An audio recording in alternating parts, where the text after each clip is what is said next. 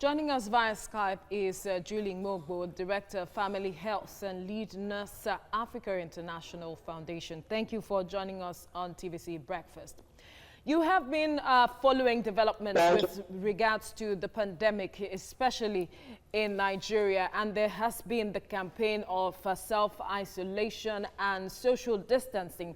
But a lot of Nigerians seem to be finding it difficult to really do because of our culture. But then for you, and then the campaign has also been stay safe. Talk to us in this aspect and in this light, what would constitute staying safe? Thank you very much, Veronica. And how you doing, Mike? Thanks for having me. Thank you. So staying safe within this period would require that, first of all, everyone accepts the fact that there's a virus in town and the virus is not funny. Because I stepped out yesterday and I discovered that although the level of compliance with the restrictions has significantly improved from what I saw last week, but there's still a lot of work to do. So first of all, we need to accept the fact that the virus is real. People are being affected. People have been dying. Thank God so far, it's been just one case of death reported in Nigeria. We don't want it to go beyond that. So being safe would require, first of all, let us accept that there's a virus in town and the federal, state governments are doing all that they can to see that they can contain the spread. Secondly, what are the rules that have been given out, that have been dished out? We need to self-isolate if there's any reason to do so. I know that one thing that the people would be afraid of is the fear of stigmatization. And I was listening to you the other time, there was mention of Idris Elba, some of the reputable people that have tested positive. And they are coming now to talk about it. This is highly commendable and motivating for others. So this would encourage them to know that it is not a death sentence. So if you have to self-isolate and actually even come out to speak of it so that the people you may have had a contact with, or those that know that they had a contact with you, will take caution and go get tested as well. So it's important to self-isolate. Then while you are at home, the restrictions should be adhered to. I must commend the people living within my area. To a high level, they are complying. So I see that stores didn't open up, and even the stores that are selling food and daily consumable items, they are actually they open remotely. So you see some people selling their goods from their burglary proofs. So they are trying to minimize contact with humans, and that is commendable. So these are more of the things that we hope Nigerians would take seriously and adhere to. All right. Besides social distancing, how much of how are people adjusting to the realities of especially hygiene, taking it from that perspective? Okay, if I got you correctly, are you asking about how people are adjusting Yes, to the exactly. restrictions, to the ban? Specifically in the area of hygiene. Okay. Well, like I said, I had to work yesterday, and what I observed among the people, you could see people putting on face masks, whether it's a medical face mask or a self-made face mask. So people are putting that on. And then I could also see people wearing latex gloves and all forms of gloves in a bid to keep themselves clean in a sense.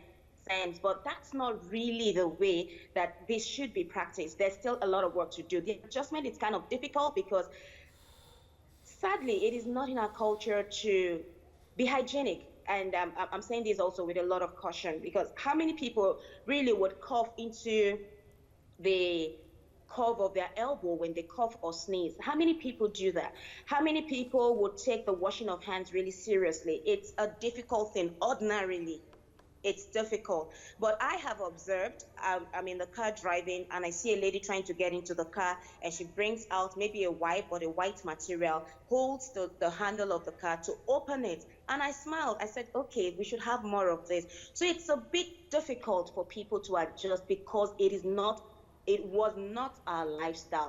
It's COVID-19 that is taking people out of their comfort zone of not being hygiene conscious to start being hygiene conscious.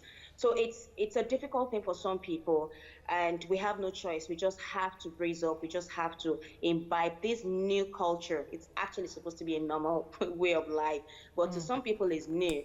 But the news of death and infected cases all around the world, people are listening to news, is forcing people to imbibe this new culture of maintaining high level of hygiene. All right, before we let you go, what will be your call to action or your message as the expert, the health practitioner here to, to people to take seriously at this time? Okay, to everyone out there, as much as possible, minimize human contact and then minimize visitors.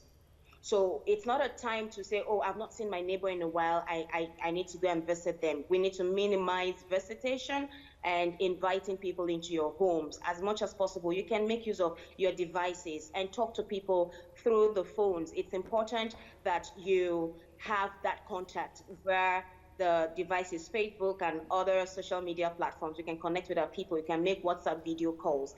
That is one. Secondly, we may ban the restrictions, movements, and selling of non-essential items, but there has been no ban on laughter, on dancing, on listening to music, or playing together. So people, rather than get overwhelmed with the negative news out there, this is a time for you to listen to that music, to take that dance seriously, to play with families, and be in a state that would not make you susceptible to coming down with an illness that maybe never was meant to come to you in the first place.